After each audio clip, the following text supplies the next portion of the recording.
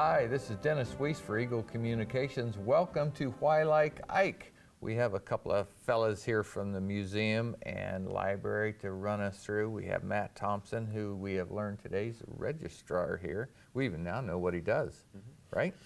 And Tim Reeves is the Deputy Director, Supervisory Archivist. I was struggling for deputy, second in command. Okay. Thank you. So, but we are going to talk about something that you brought up last time I was here. It's the top 10 list of Ike, and you quickly told me in an email there's about the top 23, 25, or 500, depending on how you wanted to look at it. But we made you pick 10 things to talk about today, and so here we have it. So what are we going to talk about? Well, there's an interesting backstory. Eisenhower often, when asked after his presidency, what were your greatest accomplishments, he would say, well, 8 years of peace and prosperity, and during the war years, the defeat of Adolf Hitler 11 months after landing on the European continent. But in the mid-'60s, a lot of books began to come out, largely about John F. Kennedy after his assassination, and they were all pretty critical of Eisenhower, and that really got under his skin. Yeah, but Ike wasn't the kind of guy to go out in public and defend himself. He liked to use surrogates, as he did when he was president. We always talk about the hidden hand presidency of Eisenhower's management style. And so he put together a letter and a list of talking points that he gave to both friendly journalists and former administration officials, listing the accomplishments of his administration as he saw them. And yes, I referred to it as the top 10, but I think there were actually 23. And he probably could have gone on if he'd been in the mood. But it includes things like, of course, the interstate highway system, the first civil rights bills, passed since Reconstruction, ending the Korean War, adding Alaska and Hawaii, creating NASA, the St. Lawrence Seaway, and on and on and on.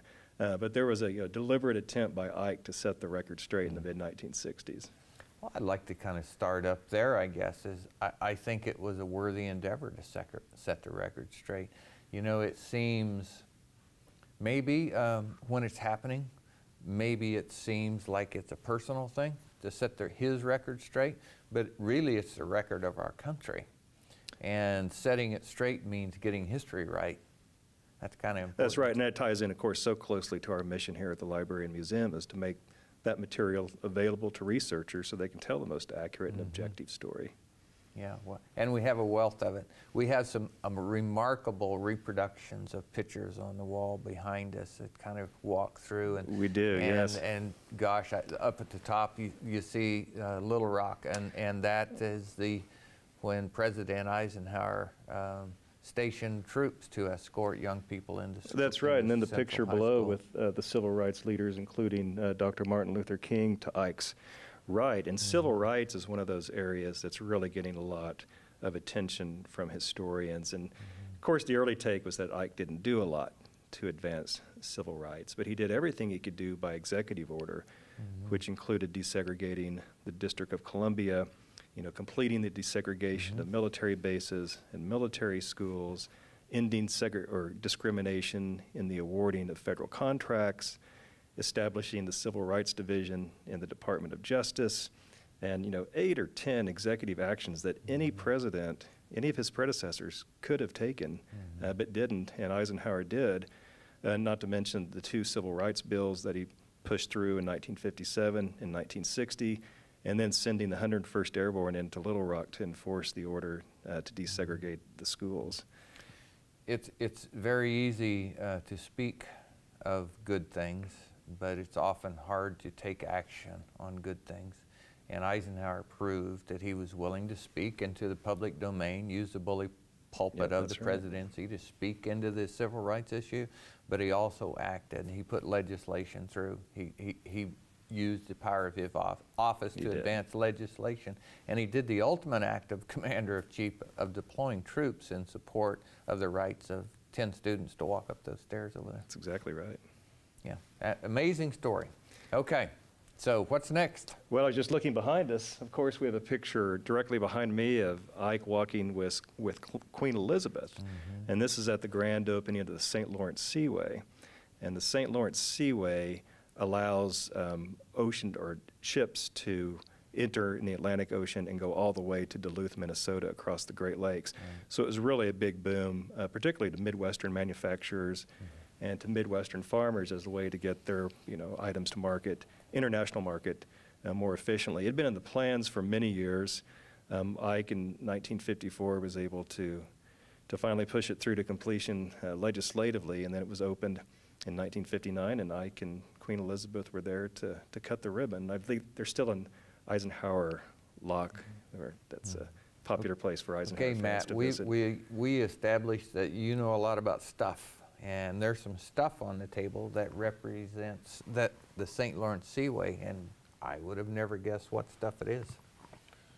Well, as you might imagine, looking at the little montage we have here, we have a outfit that was worn by Mrs. Eisenhower, who you can see, interestingly enough, standing behind her husband, who's opted to be standing next to Elizabeth. But this was what she wore for the opening of the St. Lawrence Seaway, which was in 1959, if I believe. And we have a number of other outfits that were worn by Mrs. Eisenhower. She was known for being very fashionable and accumulated a larger wardrobe than her husband did. And a number of those are on display currently in our permanent exhibits, and a number more of them are in storage. Well, how many black jackets does one man need? Yeah. 0 in my case. Yeah, okay. And then... but it's interesting to me, I'm sorry for interrupting you, is that women's clothing as an artifact has a historical significance to the St. Lawrence Seaway. Certainly. I wouldn't have put that together. Yeah, things that were worn when meeting other important individuals or at historical events. Something like this would have been planned in advance. I'm sure she knew ahead of time what she was going to wear, but there's other examples you can find where, the suit Kennedy was wearing when he was shot in the head, he wasn't planning on that, but things that are just in the right place at the right time. I'm always curious about the interaction between people and events.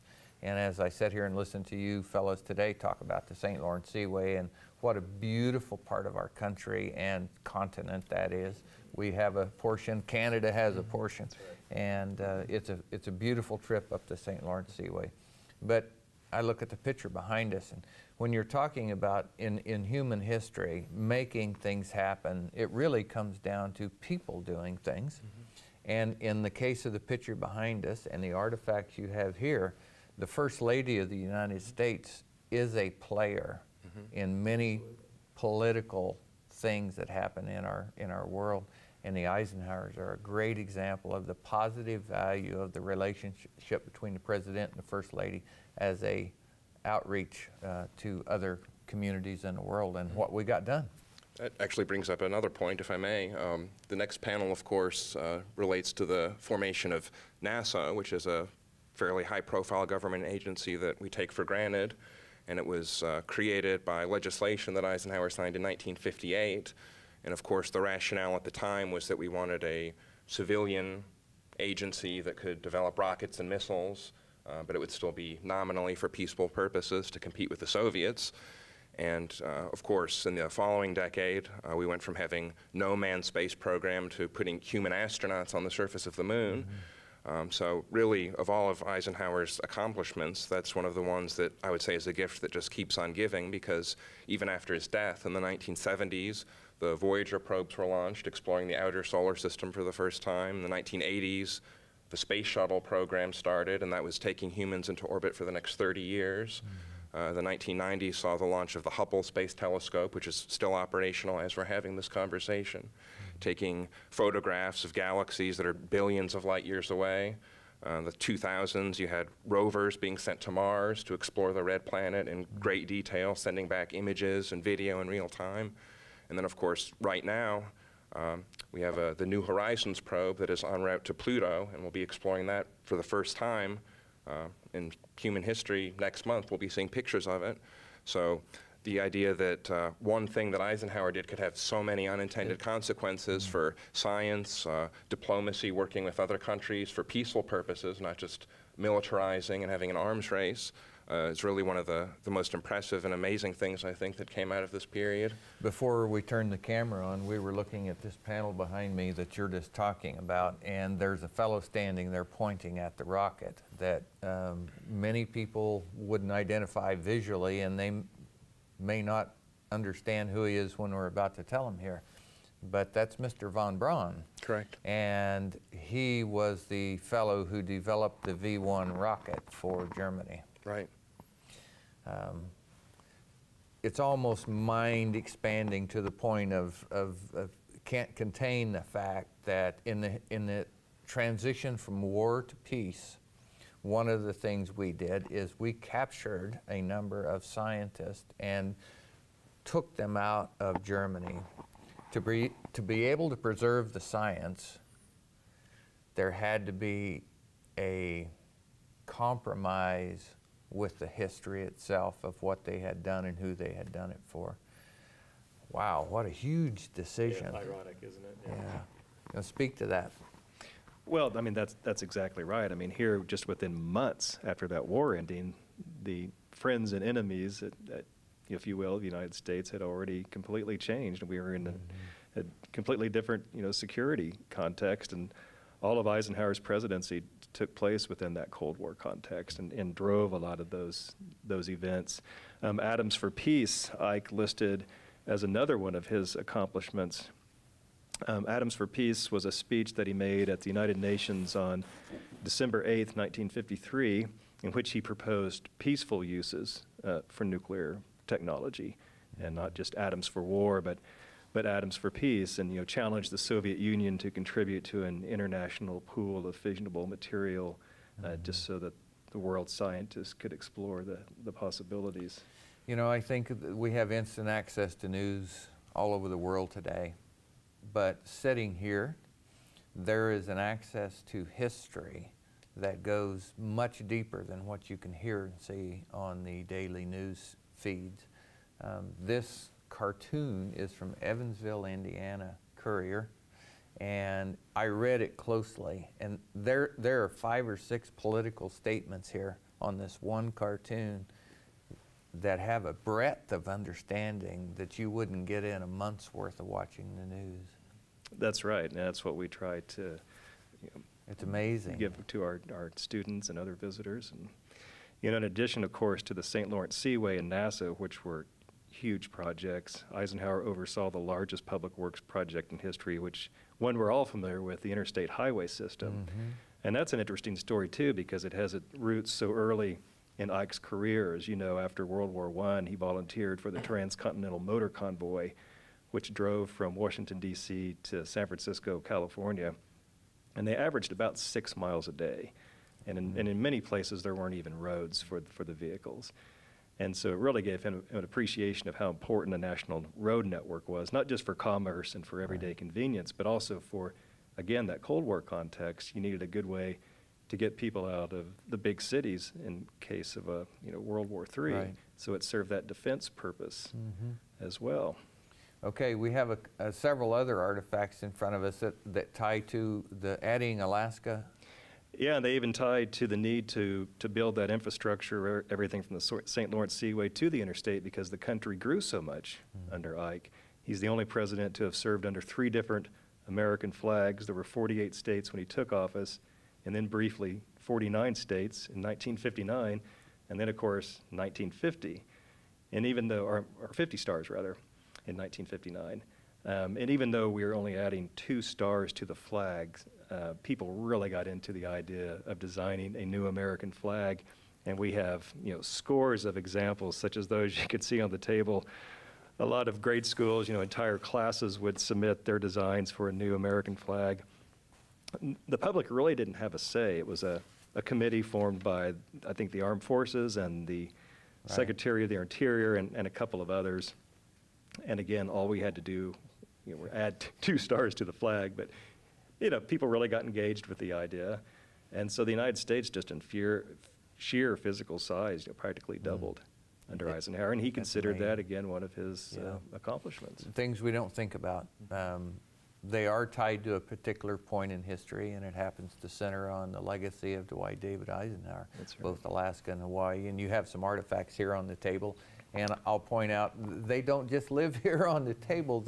They are rotated through the museum in exhibit form, so people can just walk in the front door and see and understand and be this close to this same history that we're setting in front of today.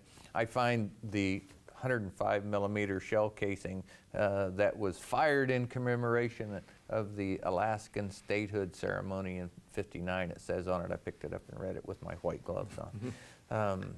What an interesting piece. And you know, of another history. irony of adding Alaska and Hawaii, some Republicans were opposed to the idea because they thought that Alaska would be Democrat, and the Democrats were opposed to Hawaii because they thought it would be Republican, and of course it turned out to be exactly the opposite. Everything's political. Everything. Yeah, you never know how history's going to turn out. Well, I tell you guys, every time we sit and do one of these and look at the things that are here at the museum, it's almost overwhelming that what history has flown through the hands of Dwight David Eisenhower to America. And you have such a huge amount of representative artifacts here that you share with the community all over the world and the researchers from all over the world that help us view our history correctly and in the light of what really happened. That's why we're here. Yeah, absolutely. So as we wrap up,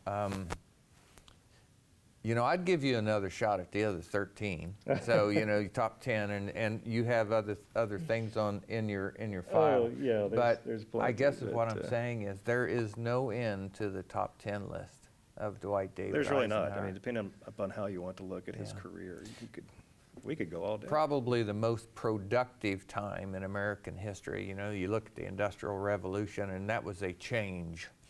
But when America simply grew through advancement, Eisenhower sat in the middle of those years, and that's much of what's up here on the wall behind us. You really did. Yeah. Well, guys, thanks for letting me come have a look today. I so appreciate the opportunity. I think we should do this one Well, again. yes, Yeah, let's at do least this one another couple again of and get episodes. another table full and You got another it. panel behind us and all that stuff. We'll do it. You're welcome to see people walk in the door. Tim and Matt are around somewhere here, and if they're not available, boy, there's always somebody, a volunteer from the community who loves Dwight David Eisenhower, helpful, ready to talk to you about what you see on the wall and what benefit it is to our community. Can't tell you how much I appreciate being here and you sharing this with us, fellas. Thank you. All right, for Eagle Communications, I'm Dennis Weiss. This is Tim Reeves, Matt Thompson from the Eisenhower Presidential Library and Museum. We appreciate you being here with us today. Have a great day.